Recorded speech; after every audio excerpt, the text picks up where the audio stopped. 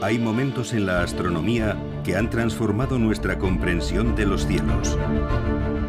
Descubre las leyes del movimiento de los planetas. Destellos de inspiración desde el firmamento. Puntos de inflexión que revolucionaron la manera misma de pensar en el cosmos. Cuando vino y dijo que estas cosas se movían en elipses, de repente el modelo empezó a funcionar. Que han cambiado nuestra percepción de la Tierra y nuestro lugar en el universo. Estas estrellas estaban al menos 10 veces más lejos que cualquiera de las estrellas que sabíamos que estaban en nuestra galaxia. Ya podemos dar rienda suelta a nuestra imaginación.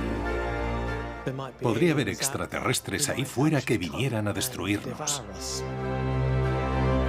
En un universo de infinitas posibilidades. De pronto, nuestro universo podía ser mucho más grande de lo que pensábamos.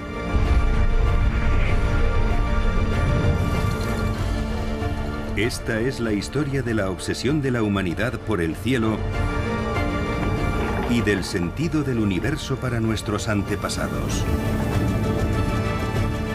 La historia de cómo pasamos de un mundo regido por seres sobrenaturales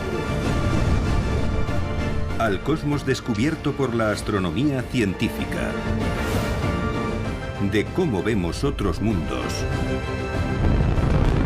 y buscamos el lugar que nos corresponde entre ellos. Esta es la historia de nuestros cielos ancestrales. Cielos ancestrales.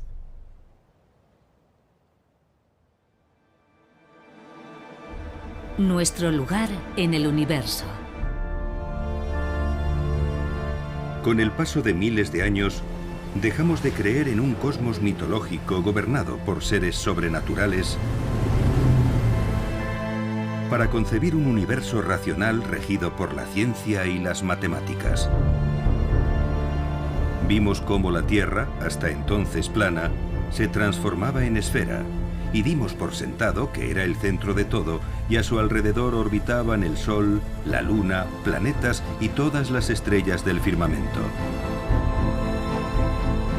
Hasta que, en 1543, un astrónomo llamado Nicolás Copérnico planteó que era el Sol, y no la Tierra, el que estaba en el centro del cosmos. Aún así, en este nuevo modelo, todo seguía estando contenido en cristalinas esferas concéntricas. Aunque esta idea estaba a punto de desecharse.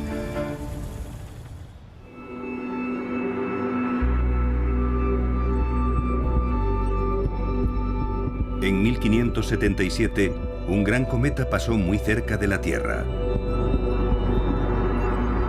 Permaneció en el cielo más de 2 meses.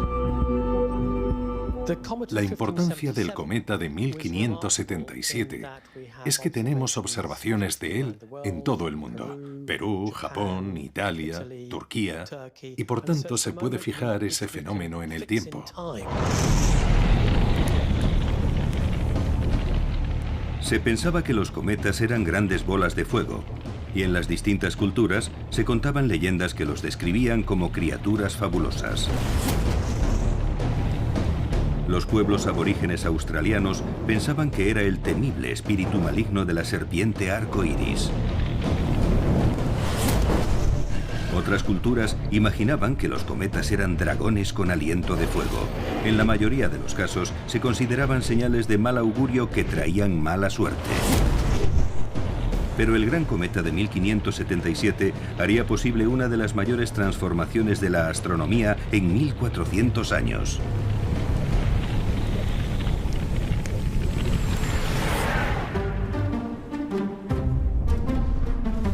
En el reino de Dinamarca, un hombre se sintió motivado para llevar la astronomía a una categoría superior. Observador heterodoxo del firmamento, llevaba una nariz de metal en sustitución de la auténtica que le habían cercenado en un duelo. Vivía en un castillo y hasta tenía su bufón particular. Aquel hombre se llamaba Tycho Brahe. Tycho Brahe era el astrólogo del rey de Dinamarca. Y por tanto, la exigencia de precisión era máxima. En aquella época, astrología y astronomía todavía eran inseparables, y se pensaba que el conocimiento sobre el funcionamiento de los cielos ayudaba a predecir acontecimientos en la Tierra. Brahe necesitaba entender cómo funcionaba el universo para ser más preciso en sus predicciones astrológicas. De manera que también fue muy conocido como astrónomo. En astronomía, como en todo lo demás, Brahe no hacía las cosas a medias. Tycho Brahe establece el mayor observatorio del mundo en su isla de Ven. Creo que es el 1% del presupuesto operativo de la corona de Dinamarca lo que se destina a financiar la isla de Tycho. Con los fondos casi ilimitados que le brinda el rey de Dinamarca, Brahe se pone manos a la obra y llena su observatorio con los instrumentos astronómicos más avanzados de la época. Son instrumentos anteriores al telescopio. Construye sextantes y cuadrantes gigantescos, cuyo manejo y el registro de los datos requieren el trabajo de varias personas. Los instrumentos que inventa le permiten medir con mayor precisión que nunca las posiciones de planetas y estrellas en el cielo nocturno. Pero a Brahe no le interesaban solamente los planetas y las estrellas. De hecho, se fijó en otra cosa que iba a cambiar para siempre nuestra percepción del universo.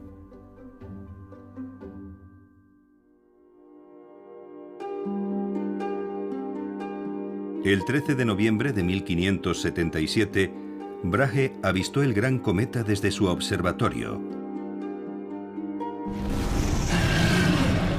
y se propuso determinar su trayectoria. Sus cálculos indicaban que el gran cometa estaba atravesando la órbita de Venus. Pero de acuerdo con el saber aceptado, esto no sería posible.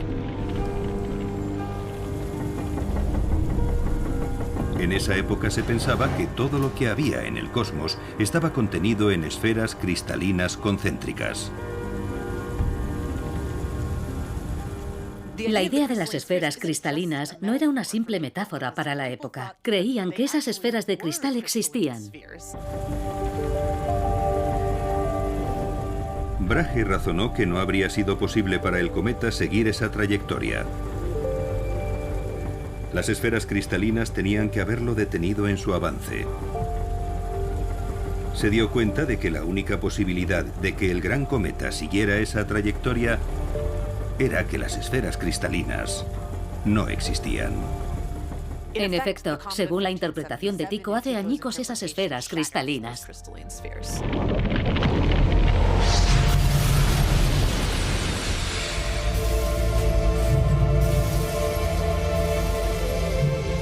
Después de 2000 años, las esferas cristalinas habían desaparecido. Y ya aceptada la idea de un universo centrado en el Sol, la astronomía se adentró en una etapa completamente nueva.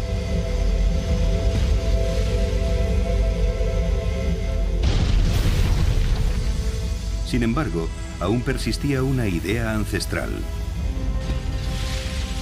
La creencia de que todo lo que había en el cielo se movía en círculos perfectos.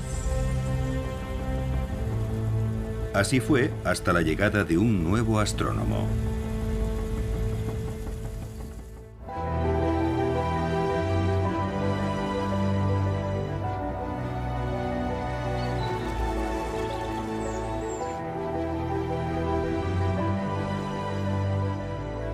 Johannes Kepler era un astrónomo y matemático alemán que trabajaba en Praga. Haber presenciado de niño el gran cometa de 1577 le había motivado para estudiar astronomía. Kepler creía que Dios era el creador del universo y que observando los movimientos de las estrellas y los planetas se podía vislumbrar cómo discurriría el plan divino. Decidió que había que desechar toda la astrología clásica y medieval y empezar desde el principio con una astrología nueva y reformada que estuviera basada por completo en la observación empírica. La mayoría de los astrónomos aún pensaban que todo en el universo se movía en círculos perfectos. Pero esta teoría no explicaba la forma de moverse los planetas en el cielo que observábamos. Durante más de 1500 años habían utilizado el concepto llamado epiciclo, según el cual los planetas se movían en órbitas con forma de lazos en espiral. Durante mucho tiempo la teoría funcionó, a pesar de lo complicada que era, con todos esos epiciclos. Era muy difícil trabajar con ellos. Kepler quería simplificar este modelo del cosmos. En cuanto tuvo acceso a las observaciones de Tycho Brahe, comenzó a recalcular las órbitas de los planetas. La gran contribución de Kepler fue tomar los datos de Tycho Brahe, que eran muy precisos, y ponerse a rehacer los cálculos. Mientras procesaba los datos, Kepler tuvo una idea tan maravillosa por su simplicidad que no podía creer que no se le hubiera ocurrido a nadie antes. Los planetas no se movían en círculos, sino en elipses. Una órbita elíptica se obtiene tomando una órbita circular y aplastándola queda más ahuevada.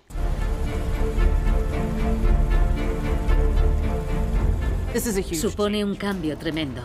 Los planetas no parecen realizar círculos exactos. Lo que descubre son las leyes del movimiento de los planetas.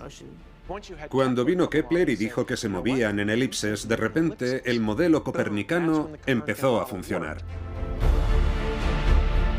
Kepler publicó sus nuevas leyes del movimiento de los planetas en 1609 en un libro titulado Astronomía Nova. Había encontrado una explicación del movimiento de los planetas que le permitía prescindir de los epiciclos. Pero solo era una teoría. El hombre que iba a demostrarla definitivamente también sería el descubridor de la fuerza que mantenía el universo unido. Y se convertiría indiscutiblemente en el científico más famoso de todos los tiempos. En la Inglaterra del siglo XVII, un hombre llamado Isaac Newton se propuso reescribir todos los libros de texto publicados hasta la fecha. Era un genio que tocó con su dedo la filosofía, la ciencia y las matemáticas. Y hasta la alquimia.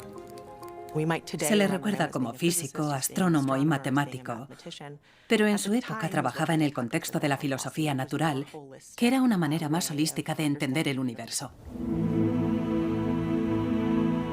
Newton era un hombre profundamente religioso que creía que la ciencia podía revelarnos el plan maestro de Dios para el universo. También era un innovador.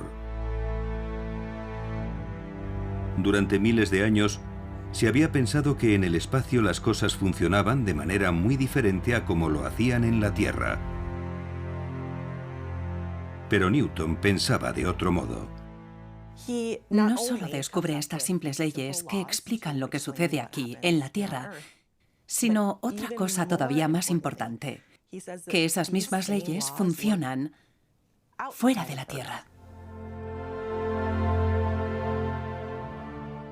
Isaac Newton sostiene que todo el universo se rige por una misma ley, la ley de la gravedad.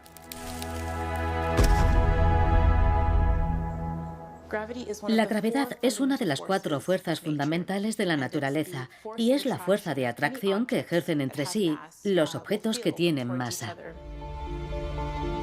Newton necesitaba encontrar la manera de demostrar su teoría de que la gravedad funciona del mismo modo en cualquier parte del universo. Y en 1680 llegó del espacio exterior la prueba de que así era. El cometa era muy luminoso y podía verse a pleno día.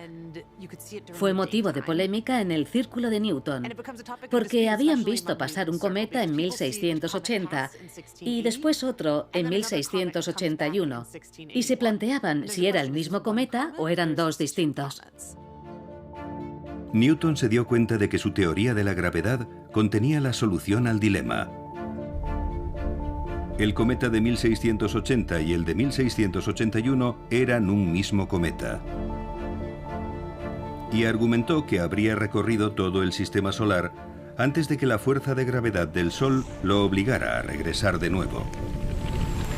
Comprenden que ha viajado alrededor del Sol y está regresando por el otro lado de su órbita.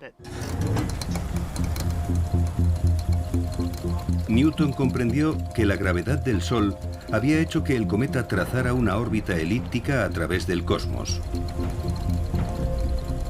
Entonces, la teoría de que los planetas se movían en órbitas elípticas también podría sustentarse en la fuerza de la gravedad. Supongamos que te lanzo una pelota, que sería un planeta recién formado con cierta velocidad inicial. Iría en línea recta hacia ti.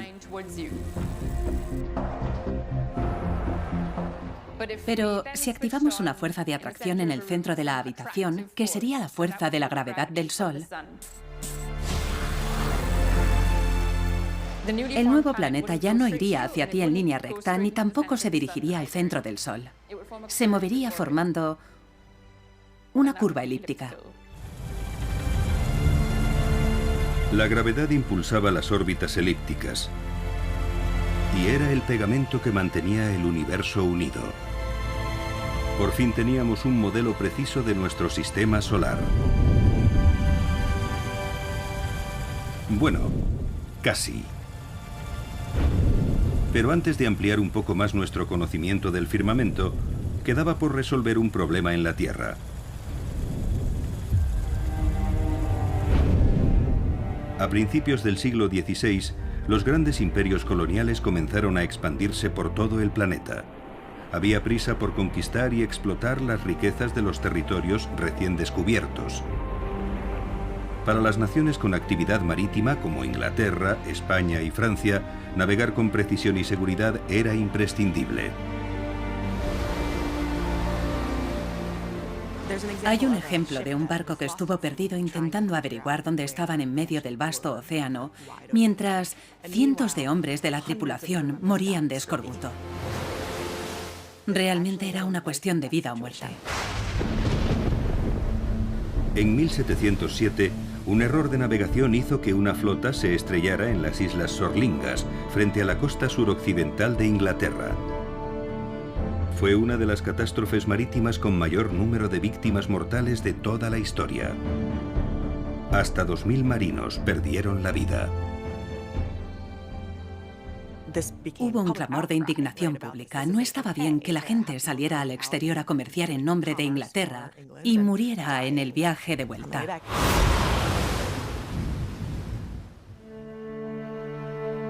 Aunque los navegantes podían utilizar el sol y las estrellas como brújula, no era suficiente para saber en qué dirección viajaban. Determinar su posición exacta era un problema. Guiándose por la estrella polar podían establecer la latitud, es decir, su posición norte o sur.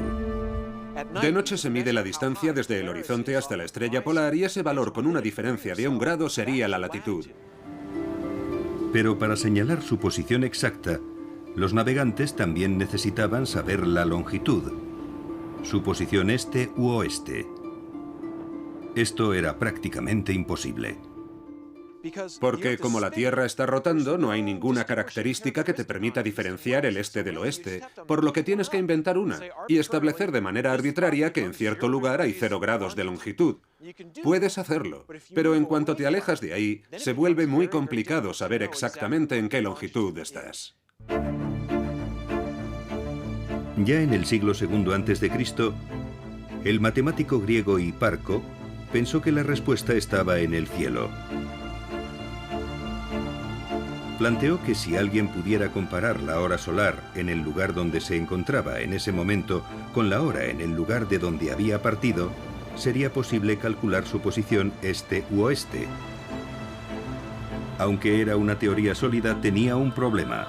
En los 2000 años transcurridos desde Hiparco, nadie había inventado un reloj capaz de funcionar con precisión en el mar.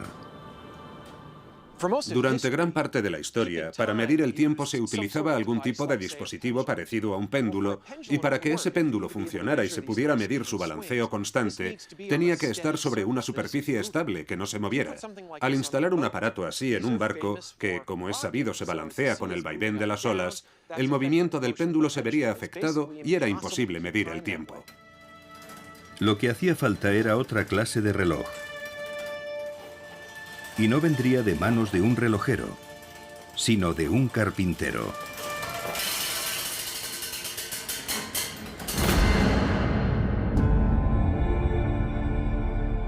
En 1714, ante la presión creciente de la comunidad marítima, el gobierno británico aprobó una ley llamada Ley de la Longitud. Ofrecían una recompensa equivalente a $2 millones actuales a quien fuera capaz de resolver el problema de calcular la longitud en el mar. John Harrison era un ebanista del norte de Inglaterra a quien le apasionaba la reparación de relojes y vio una oportunidad de rentabilizar su afición. Se propuso diseñar un reloj marino. Estaba convencido de que sería el más exacto que el mundo había conocido. Aquí a mi izquierda está el reloj marino de John Harrison, el llamado H1. Presenta una serie de innovaciones ideadas por el propio Harrison. En lugar de un péndulo tiene estas maravillosas pesas. Y todo lo que afecte a una afectará a la otra en sentido contrario, y por tanto todo error causado por movimientos será neutralizado entre ambas. El H1 funcionaba en el mar y marcaba la hora con un margen de error de 3 segundos al día, pero Harrison no estaba del todo satisfecho. Se dio cuenta de que en realidad un reloj fijo no era la solución. Así que volvió a la mesa de dibujo. A principios de 1750, empezó a ver la solución en modelos compactos. El reloj inventado finalmente por Harrison fue el H4. Había dado con un diseño que consistía en una rueda volante grande y pesada que oscilaba a gran velocidad. Su razonamiento era que, como el barco en cierto modo se movía bastante despacio, un sistema de alta energía con un movimiento tan rápido no se vería afectado por la clase de movimientos que afectaban a un barco. El prototipo H4 de Harrison se puso a prueba en 1764 y funcionó. Por fin teníamos la tecnología necesaria para medir el tiempo que nos marcaba el sol y podíamos calcular la longitud en el mar.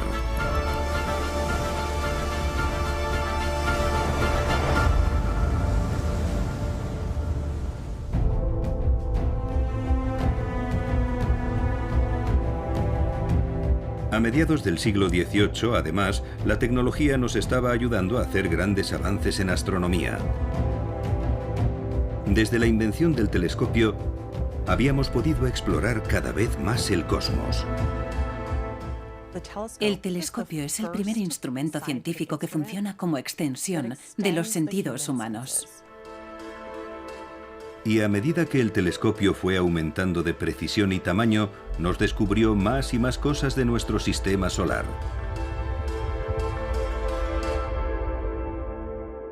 William Herschel nació en Alemania, pero viajó a Inglaterra para dedicarse a la música. Se mudó a la ciudad de Bath, donde también desarrolló un profundo interés por la astronomía.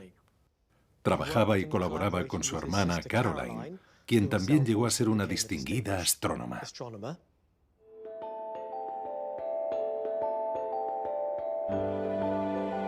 Los hermanos Herschel construyeron una serie de telescopios cada vez más potentes.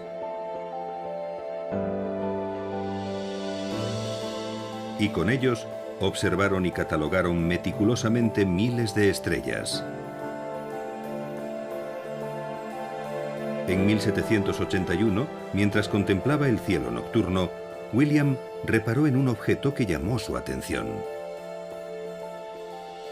En ese momento no sabía qué era lo que había descubierto, pero después de trabajar con algunos de sus contemporáneos, llegó a la conclusión de que en realidad era otro planeta. Son los responsables del descubrimiento del planeta Urano. Fue un descubrimiento trascendental. Durante milenios habíamos pensado que solo había 5 planetas. El descubrimiento de Urano elevaba el número a 6. William dedicó el nuevo planeta al rey Jorge III. Gracias a ese gesto, Herschel se ganó el favor real y fue nombrado astrónomo del rey.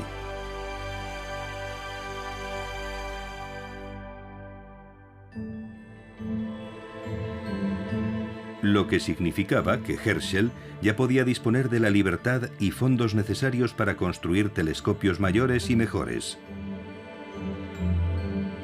Y en 1789 concluyó el telescopio que habría de ser su mayor logro. Esta es la última pieza que queda del telescopio más grande de Herschel, un reflector de 12 metros de longitud que se construyó entre 1785 y 1789. En este extremo de aquí estaría el espejo que él mismo diseñó y pulió, a lo cual debió de dedicar muchas horas de trabajo. Toda la estructura iba apoyada en un gran armazón de madera que giraba sobre unos rodamientos para que se pudiera apuntar el telescopio hacia cualquier punto en el cielo. Era el telescopio más grande del mundo en su época. Cuando Herschel apuntó este telescopio gigante hacia el firmamento, hizo nuevos descubrimientos. La primera vez que usó este telescopio en 1789, descubrió las lunas sexta y séptima de Saturno, Encélado y Mimas. Fue un momento trascendental en la historia de este telescopio. El telescopio de 12 metros se convirtió en símbolo del progreso científico. Dio paso a una nueva era de exploración astronómica. Y cuando empezamos a estudiar el cosmos con un detalle sin precedentes, nuestra imaginación se desbocó. Un efecto directo de la tecnología sobre nuestra capacidad de mirar más allá en el universo y de imaginar cómo se podría viajar por él está en la ciencia ficción.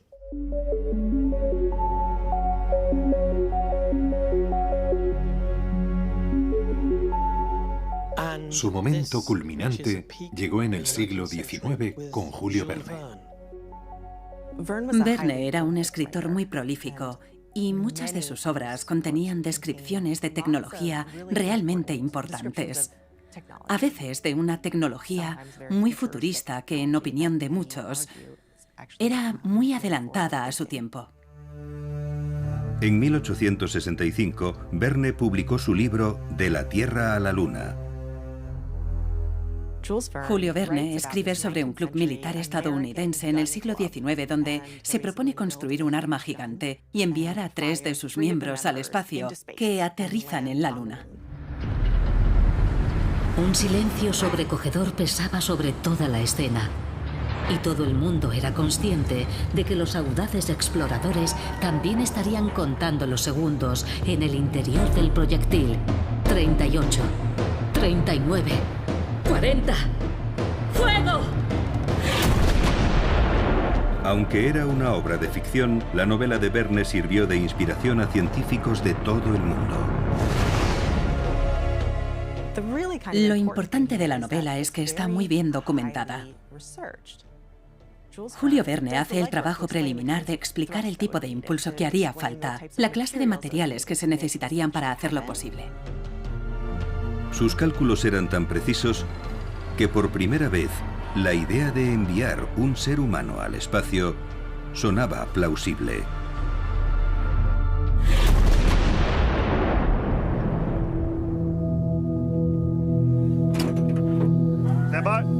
Pero aunque pareciera una teoría sólida, cualquier experto en artillería habría objetado que la realidad no es tan simple. Soy Gary White, pertenezco a la dotación de artillería de Campo 13 Bravo. Esta pieza de artillería que tengo delante es un obús de carro de 75 milímetros M1A1. El rango de estos obuses es de 8,8 kilómetros. Normalmente se consiguen rangos superiores con los obuses que tienen un cañón más largo, ya que permite que el proyectil alcance mayor velocidad y por tanto tenga mayor rango. Para hacer realidad el disparo a la luna de Verne, habría que multiplicar por más de 15 la longitud del cañón descrito en la novela. Teóricamente es posible, pero en la práctica las posibilidades son casi nulas. Y resultó que había algo con lo que Julio Verne no había contado. Las fuerzas de gravedad que experimenta un proyectil al salir disparado del cañón son extremas, como poco. Someter a una persona a la misma presión que un proyectil de artillería al ser disparado no saldría bien. Terminaría con los huesos rotos, sería su muerte segura.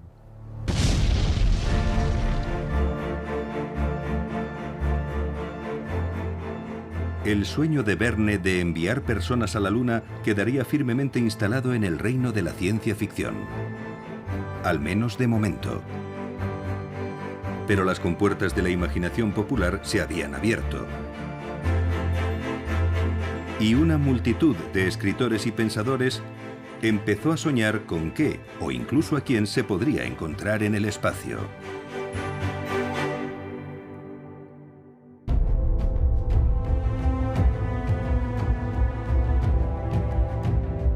En 1877, el planeta Marte pasó excepcionalmente cerca de la Tierra. Y en Milán, un astrónomo italiano llamado Giovanni Schiaparelli aprovechó la oportunidad para estudiar el planeta rojo con un detalle sin precedentes. Schiaparelli llenó sus cuadernos de dibujos a mano de Marte, describiendo todas las características que veía a través de su telescopio. Y levantó mapas detallados de un paisaje marciano lleno de lo que calificó de continentes y mares. Una de las observaciones que hizo fue que en la superficie de Marte había una especie de entramados de líneas a los que llamó canali, que en italiano viene a significar cauces. Pero cuando su trabajo se difundió por el mundo, la palabra canali se tradujo incorrectamente como canales, un error que tendría consecuencias de gran alcance. Pensar en canales remite a algo que se ha creado artificialmente. Y si eran artificiales, era que alguien los había construido, claro. Alguien tenía que haberlos creado. Y esta clase de especulación ha durado hasta hoy mismo, sobre que los marcianos existen y lo que pueden estar haciendo. Así nació una nueva ola de literatura de ciencia ficción en la que se especulaba con que pudiera existir vida en el espacio exterior. Es bonito pensar que pudiera haber otra gente ahí afuera, siempre que pudiéramos tender lazos de amistad.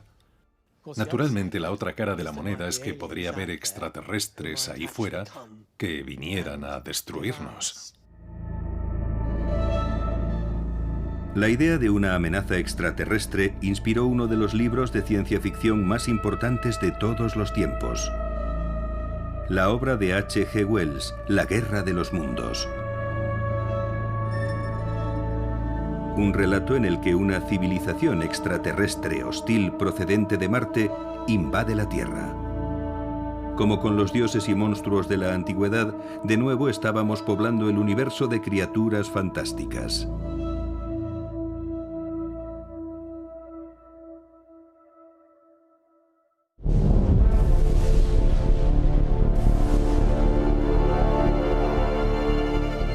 A comienzos del siglo XX, ya sabíamos que nuestra galaxia de la Vía Láctea consistía en miles de millones de estrellas como nuestro propio Sol. Pero aún sabíamos muy poco sobre su forma y tamaño. En 1920 no sabíamos que el universo se extendía más allá de nuestra galaxia. Había un consenso general sobre que el universo consistía en la galaxia de la Vía Láctea y nada más. El propio Albert Einstein pensaba que el universo era finito y que todo lo que contenía siempre había estado en el mismo lugar. Cuando Einstein resolvió sus propias ecuaciones y planteó cómo pensaba que era el universo, era estático. Siempre había sido así. Pero la teoría de la mente científica más brillante de todos los tiempos estaba a punto de ser invalidada por un hombre que vestía hábitos.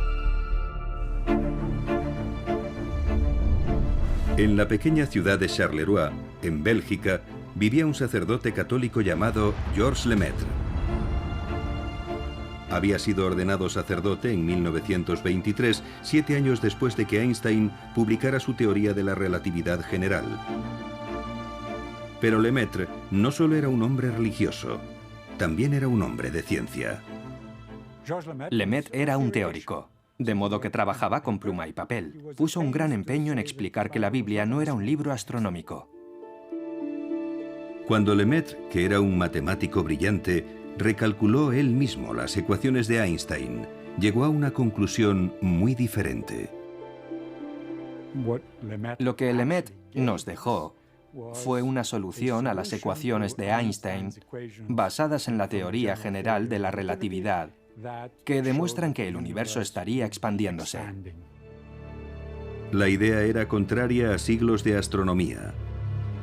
El propio Einstein tenía dificultades para creer que podía ser verdad. Lo que hacía falta era demostrarla.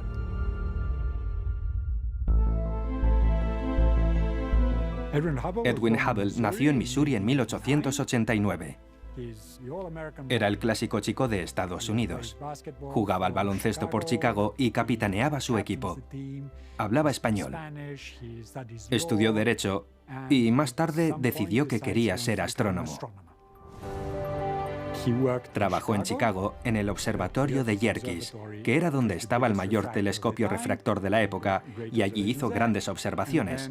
Después se trasladó a California, donde usó el telescopio de 100 pulgadas para llevar a cabo el resto de su trabajo.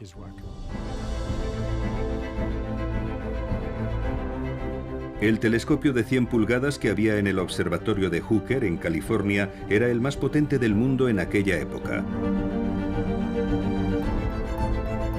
Hubble lo usó para estudiar nebulosas, unas distantes y difusas nubes de luz que llevaban siglos confundiendo a los astrónomos. Una de estas nebulosas en particular captó el interés de Hubble. Por primera vez, gracias a la altísima resolución disponible, tomó imágenes de la nebulosa de Andrómeda. Hubble observó que la nebulosa de Andrómeda no era una nube de gas como se pensaba desde hacía mucho tiempo. En realidad era una colección inmensa de estrellas diferenciadas. Y estaba a punto de resolver el ancestral enigma de lo que Andrómeda era en realidad. En esa época, la mayoría de la gente pensaba que nuestra Vía Láctea era la única galaxia del universo y que Andrómeda formaba parte de ella. Hubo un gran debate sobre si esa nube de estrellas estaba dentro de nuestra galaxia o fuera de ella. Pero Hubble tenía otras ideas. Se propuso calcular la distancia a Andrómeda desde la Tierra. Y para ello usó una técnica muy parecida a la que empleamos actualmente para calcular la distancia a la que se encuentra un foco de luz observando su intensidad. Midiendo la intensidad del brillo de las estrellas de Andrómeda, Hubble logró determinar la distancia a la que estaba. Descubrió que esas estrellas estaban al menos 10 veces más lejos que cualquiera de las estrellas que sabíamos que estaban en nuestra galaxia. Fue un hallazgo increíble para la astronomía. Hubble comprendió que si había sistemas de estrellas fuera de la Vía Láctea, el universo era más grande que nuestra galaxia. Fue una revolución. Que las galaxias, las nebulosas que estaban viendo, fueran en realidad galaxias. Universos insulares las llamaron. Es capaz de demostrar que existen galaxias fuera de la Vía Láctea. Y lo que dice es que nuestro universo podía ser mucho, mucho más grande de lo que pensábamos. Por primera vez teníamos pruebas de que nuestra galaxia no era la única en el universo. De hecho, solo era una entre tantas. Pero Hubble aún no había terminado. Edwin Hubble hizo carrera midiendo el universo con los mejores telescopios fabricados en el mundo. Estudiando galaxias muy distantes de la nuestra, Hubble descubrió que la luz que provenía de ellas parecía roja. Sabía que eso indicaba que se estaban alejando de la Tierra.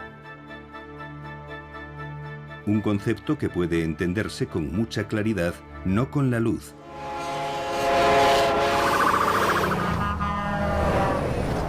sino con el sonido. En el colegio siempre se pone el ejemplo de la sirena de una ambulancia o un tren para explicarlo. Oyes que el tono va cambiando a medida que el objeto se acerca o se aleja de ti. El sonido viaja en forma de ondas.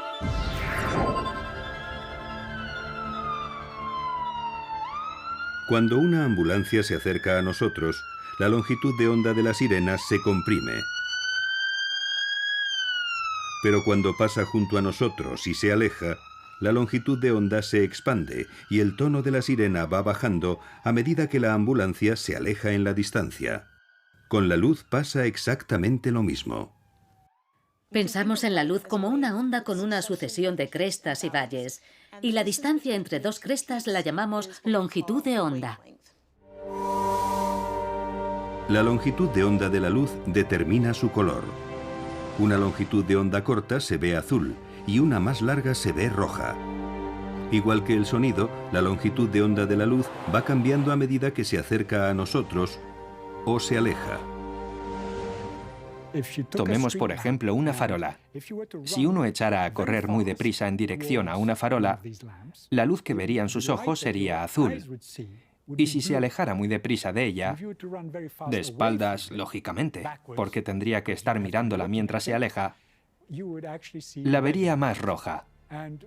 Pues bien, cuando miramos al universo sucede algo muy parecido. Si las galaxias avanzan hacia nosotros, se verán de color azul.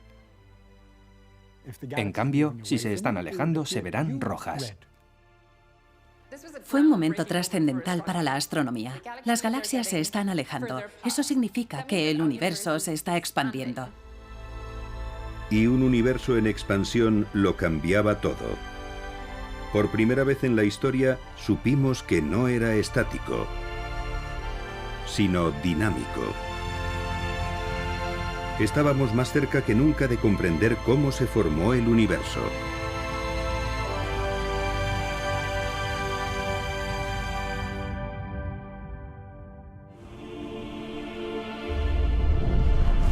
En Bélgica, Georges Lemaître estaba empezando a trabajar en su próxima gran idea. El hecho de que el universo se estuviera expandiendo era la prueba de que sus cálculos matemáticos eran correctos y los de Einstein estaban equivocados. Lemaître era un hombre de ideas audaces. Después de demostrar que el universo se estaba expandiendo, creyó tener una teoría sobre cómo había surgido. Ante un universo que se está expandiendo, es natural preguntarse qué sucedería si diéramos marcha atrás al reloj. Si ahora estaba creciendo, entonces es que era más pequeño en el pasado. Lemaître volvió a sus cálculos y analizó lo que sucedería retrocediendo en el tiempo más y más. Cuanto más retrocedes en el tiempo, ves que las cosas se vuelven cada vez más densas. Lemaître dedujo que si se retrocedía lo suficiente, debió de haber un momento en que la densidad de la materia sería como un átomo. Y ese fue su punto de partida. En aquella época se pensaba que el átomo era la partícula más pequeña del universo.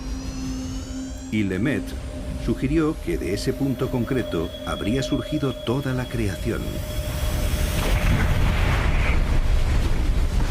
Lo llamó el átomo primigenio.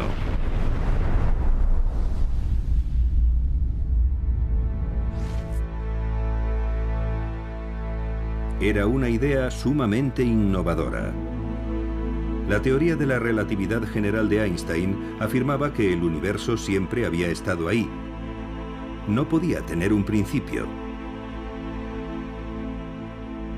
Pero Lemaitre proponía todo lo contrario, que el universo había surgido de un solo punto. En algún momento se expande, explota, estalla. Se convierte en el universo que vemos ahora.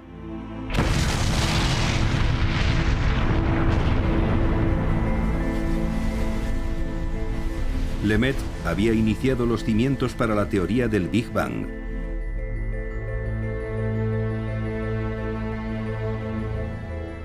Por primera vez, se nos ofrecía una historia de la creación que no se basaba en la mitología ni en la religión, sino en la ciencia.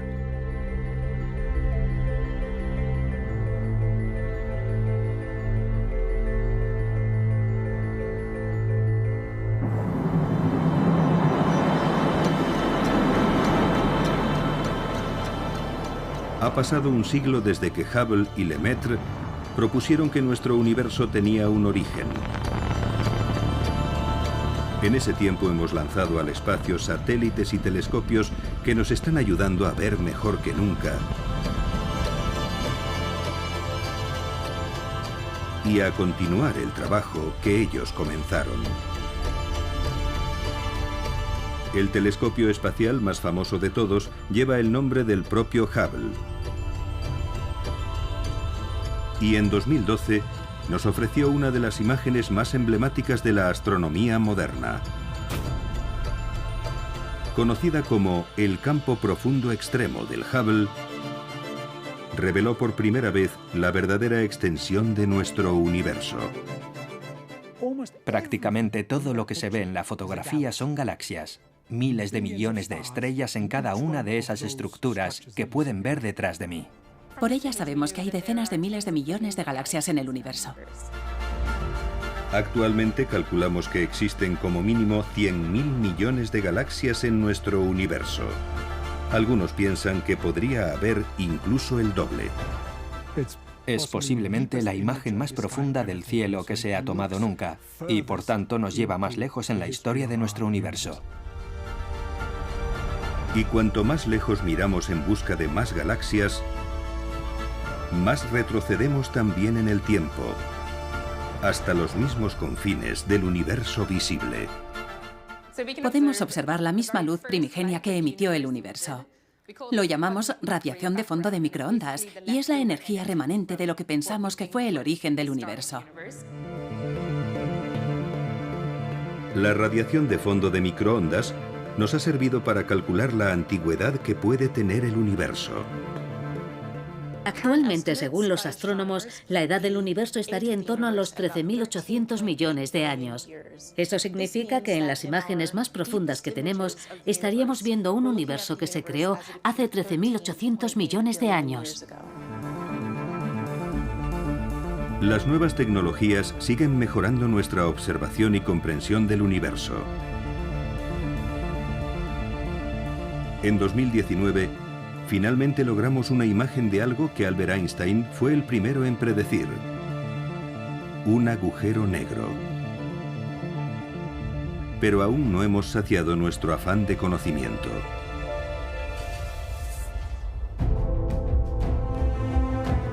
En la sede principal del Observatorio Europeo Austral en Múnich, Alemania, Jason Spairomilio se encarga de supervisar la construcción de varias partes del telescopio óptico más grande del mundo. Se llama ELT. El ELT es un telescopio tremendamente grande. No hemos sido muy originales con el nombre, pero lo define bien. Son las siglas en inglés de telescopio extremadamente grande.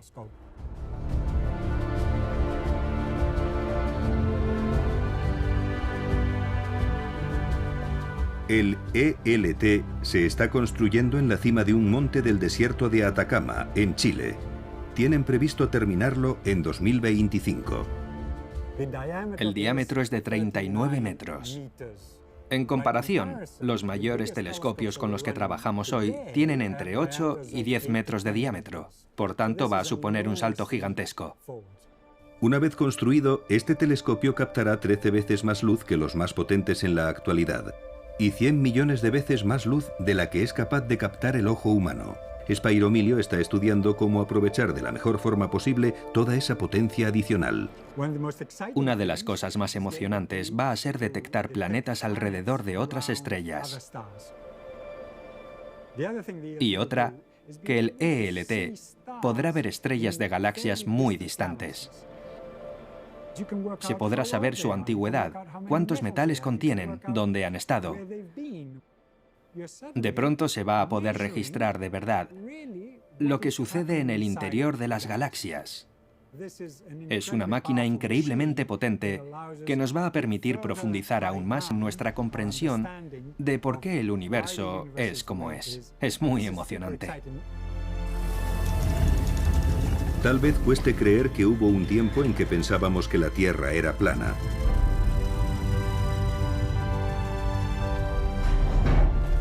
Que estábamos en el centro de todo. Y que el universo empezaba y terminaba en nuestra galaxia.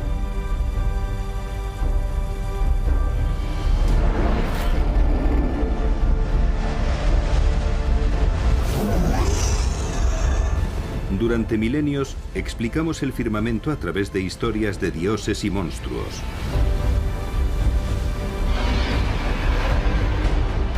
Pero con la invención del telescopio, comenzamos a descubrir un universo racional.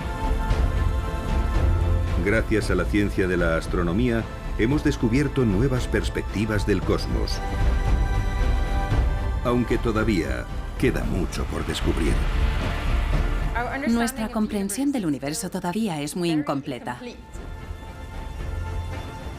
Todo lo que sabemos de los planetas, las estrellas y los gases solo abarca el 5% del universo visible. El 95% restante sigue siendo en gran medida un misterio. Y hasta que tengamos al fin las respuestas científicas a las grandes preguntas, siempre nos quedará espacio para rellenar con la imaginación.